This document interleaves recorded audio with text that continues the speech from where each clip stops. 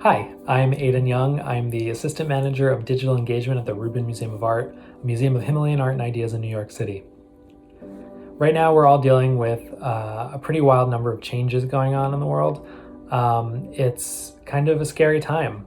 It's a time when we're facing the reality of the Buddhist concept and the Hindu concept of impermanence.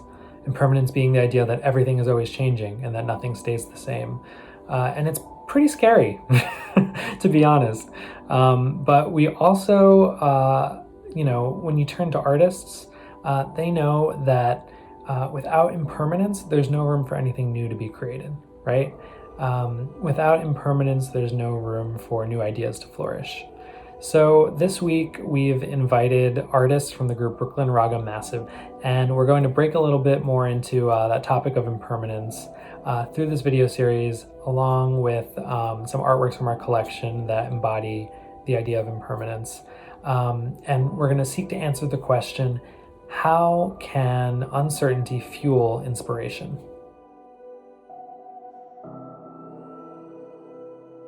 Let's take a look at a work of art together. This image is from a set of paintings depicting the 8 manifestations of Padmasambhava. He was believed to be instrumental in bringing Buddhist teachings to Tibet and is often known as Guru Rinpoche, the precious guru, and sometimes the second Buddha.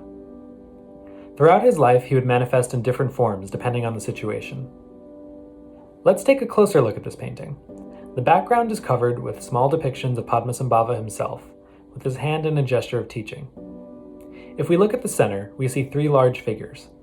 At the top is the Bodhisattva of compassion, Avalokiteshvara, and underneath him are 2 manifestations of Padmasambhava that illustrate different moments in his life. Both expressions of Padmasambhava show him holding a damaru, or a 2-sided hand drum, both sides of which are played at once through the flick of a wrist. One side of the drum symbolizes wisdom, and the other, compassion. The sound of the drum evokes not only the bliss that comes when one realizes the true nature of reality, but also the impermanence of life, as each beat of the drum fades away, followed by another. Today's guests, musicians Arun Ramamurthy and Trina Basu, demonstrate the poetic power that comes from leaning into the unknown and embracing moments of uncertainty, both as musicians and in daily life. Here are Trina and Arun. Hi everyone, my name is Trina Basu. And I'm Arun Ramamurthy. Question is, how can uncertainty fuel inspiration? Well, we as improvising musicians find ourselves in moments of uncertainty and vulnerability and being exposed quite often. And usually this is on a stage in front of a large audience. Now, while this might seem scary at first, these moments are also ones that connect us directly with our innermost selves, our instincts, our core thoughts and intentions.